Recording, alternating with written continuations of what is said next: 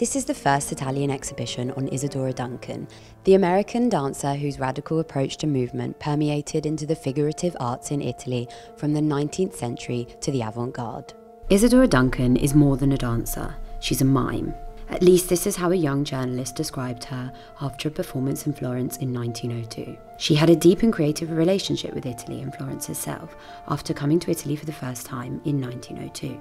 After having danced at the Teatro Armonia di Trieste, she came to Florence to perform at the Circolo degli Artisti. She periodically came to the country until 1912, performing in Venice and Rome throughout the years. Born in 1877, she died tragically in a freak accident when her scarf got caught in the wheel of the car she was riding in Nice, France. She lived a tragic and fast-paced life of an artist, and she was arguably the most influential dancer of the early 20th century, creating a free and liberated style of dance that moved away from rigid classical training. Her conception and theory shaped modern dance in Europe.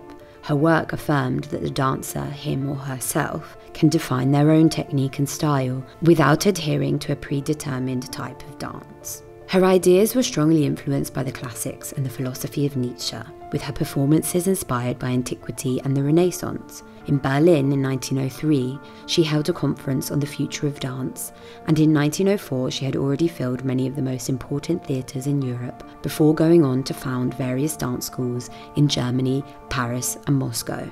This exhibition touches on her influence throughout Europe, presenting the different periods and locations of her working life, while underlining her connection to Italy through art by Italian artists who were inspired by her philosophy and aesthetic.